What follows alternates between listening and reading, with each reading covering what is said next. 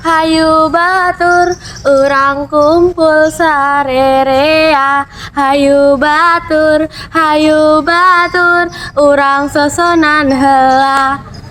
Assalamualaikum warahmatullahi wabarakatuh. Halo teman-teman, perkenalkan nama saya Alzena Naura Rahmadiani dari kelas 63. Kali ini Zena akan membawakan cerita yang berjudul Dalam Poncel. Di Desa Bumulang ini terletak di bagian selatan Kabupaten Garut. Wilayahnya terdiri atas daratan dan pegunungan. Di bagian selatannya adalah pantai. Di desa ini tinggallah seorang keluarga miskin dengan satu anak lelaki yang bernama Poncel. Pada awalnya, Boncel sedang mencari rumput dan ia pun beristirahat di bawah pohon kapuk. Ia memikirkan nasib hidupnya yang tidak pernah berubah. Ia pun berpikir ingin pergi ke desa lain untuk mencari pekerjaan baru. Ia pun meminta izin kepada orang tuanya. Betapa kagetnya orang tua Boncel ketika mendengar anaknya ingin pergi keluar kota. Nak, kalau kamu pergi nanti, siapa yang akan merawat kami nanti? Bapaknya bertanya.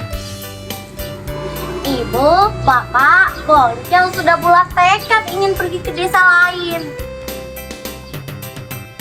Ya sudah, kalau itu mau kamu. Dengan berat hati, ibu dan bapaknya mengizinkan Boncel pergi. Setelah melalui beberapa lembah dan hutan, dia pun tiba di suatu hutan. Tiba-tiba ada rombongan anjing yang menghampiri Boncel. Dan di belakang anjing-anjing tadi ada seorang yang bertubuh tegap sedang mengendarai kuda. Dan tidak lain adalah Ki Panigara. Ki Panigara adalah seorang pemburu ulung. Ia suka sekali berburu. Ki Panigara pun menghampiri Boncel. Nak, apakah di rumah kamu tidak ada pekerjaan lain? Tidak ada, Gan. Saya bisa mencari rumput, Gan. Ya sudah, kalau begitu. Akhirnya Boncel pun bekerja untuk Ki Panigara. Suatu hari Boncel menghampiri Ki Panigara. Maaf, Gan, saya harus mencari pekerjaan lain. Baiklah kalau itu mau kamu. Akhirnya Boncel pun pergi. Ia tiba di desa yang sangat makmur. Desa tersebut adalah Desa Caringin, Kadipaten Caringin. Malam hari sudah tiba, tapi Boncel sudah tidak kuat. Akhirnya dia tidur di suatu halaman rumah. Dan ternyata yang ia tiduri adalah rumah Pak Sekdes. Boncel tidak menyadari bahwa ia tidur di halaman seorang Sekdes. Sekdes pun membangunkan Boncel. Wahai anak muda, bangun, bangun! Boncel terbangun kaget. Maaf juragan, saya tidak tahu. Saya sudah kemalaman, jadi saya tidur di sini. Semenjak hari itu pun Boncel bekerja untuk Pak Sekdes. Pekerjaannya mengantar pulang anak juragannya sekolah dan segera mencari rumput. Pada malam harinya dimanfaatkan Boncel untuk belajar dengan Den Acep, anak dari Pak Sekdes.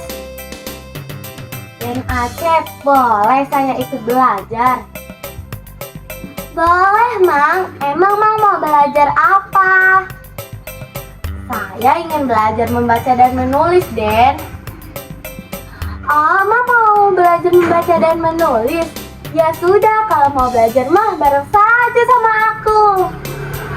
Semenjak hari itu pun Boncel semakin pintar. Boncel pun diangkat sebagai bupati.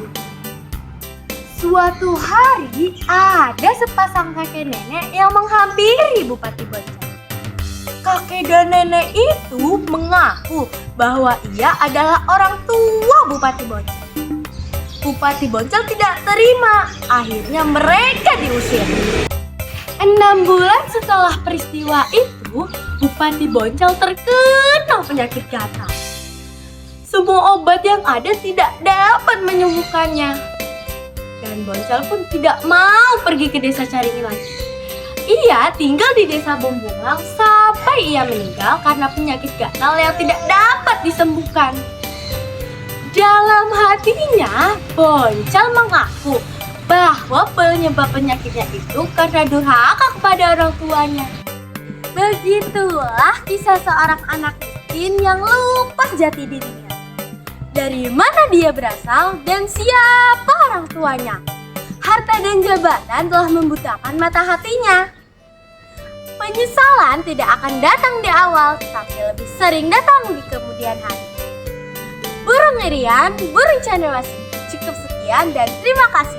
Wassalamualaikum warahmatullahi wabarakatuh. Hayu batur, urang kumpul sarerea. Hayu batur, urang sosonan heula.